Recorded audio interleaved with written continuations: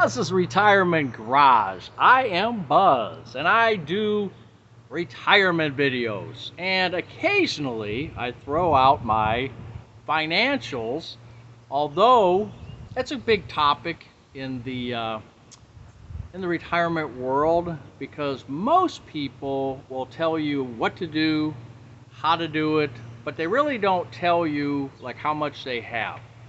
I don't either. I won't tell you how much I have, but there are two people that I follow, and I want to just start with this. There are two people that I follow that I want you to take a look at if you haven't already started following them. They both retired with about 500K, one a little more, one a little less, and they're very transparent about what they have, and they do monthly updates. And they're two people that I really enjoy watching to see how they are doing in their retirement. And both retired fairly early. I think Julie was like right around 58. Let me get off the shadow. So Julie at Happy on Monday, and Dwayne retire early 500K. And of course, Buzz at Buzz's Retirement Garage. I think it would behoove you to follow these three creators, and they talk about things, all things retirement. And if you have not retired yet, or you have retired, I think these are a couple channels that are worth taking a peek at. Anyway, about every maybe 3 times a year, I'll do a breakdown of where my financials are, although I won't give you the totals. I'm not at 500,000 like they are. So that's why I'm not going to give you my totals. Yeah, I'm a little bit lower. So for me, let's do the rundown. Boy, I should have practiced this earlier because the shadows now. I can see the shadow of my hat. The shadow of my hat. That's a different song. So this is where I'm at right now. Okay. So I have basically E-Trade, cash and CDs, and mutual funds through Principal, which was through my old work. I've left it in there. It was a 401k that it's been in there for over 20 years, I think. So, because I've been out of that job for 20 years, and the company's folded, but somehow the 401k just keeps going. I can't add to it. That's the thing. I cannot add to the mutual funds. So speaking with them, it's Principal. And the fee is very low, although I just got something that I think they're changing it to a different company. I'm not sure. I've got to look at that. I just got it in the mail the other day. So I am involved in the S&P 500 and the S&P 400 index funds. And like I said, the fees are very, very low on that. Very, very competitive. So nothing I need to get out of. But at some point, I may pull that out and do something with that, but right now I'm just letting it sit. So I was at 37%, and now I'm at 39%. So when I did my video, when I say now, when I did a video, I did it on February 8th, and we had that dip, and everything dropped down, and now it's getting back. I think for this account, since January, it says I have a 1% increase. So overall, it's not doing super great, but right now it's still making a little bit of money. But yeah, I might have to do something with that. I don't know. I do not work with a financial planner, as you can tell. I mean, you could probably look at this and go, what the heck are you doing? And I say the same thing myself, so you won't be alone, trust me. So cash and CDs, I was at 21%, and because of this, that, and the other, I'm now at 29%. And the CDs are mostly IRAs. They're IRA CDs that help with my YouTube income, so it doesn't get taxed. And that's primarily why that's risen a little bit. So from 21% up to 29%, and that is a lot of percentages going around here. But that's basically locked in at a 4% rate. I have some at 1 year and I have some at 3 years locked in at 4%. So let's see what happens with if they ever do drop interest rates. That 3% is going to, or 4% for 3 years is going to look fairly good. E-Trade. Now this is where I play around. Okay. Now at my low level of funds, I shouldn't be playing around at all, technically. And you financial planners out there, you might want to go ahead and kick my butt. That's fine.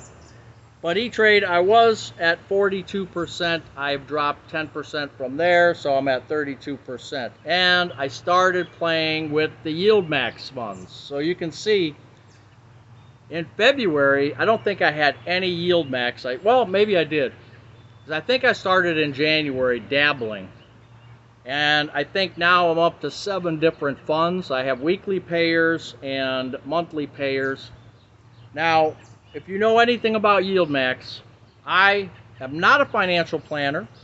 I am not recommending anything that you see on this board, especially Yield Max funds. I do not recommend that you get into them. If you do, don't get into them deep, because there's a lot of risk involved with the Yield Max funds. The draw is, like I said, they're weekly payers and they are monthly payers, but the price drops down, share price drops down.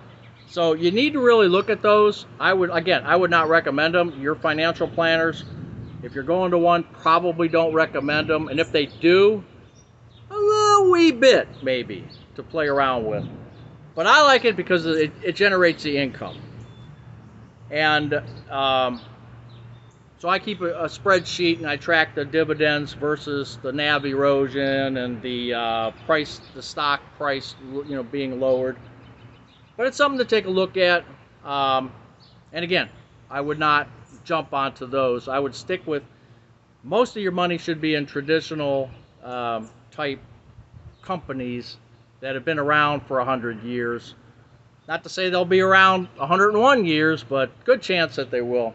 So 36.5% on Yield Max, 20% on GMGI. It's a growing company.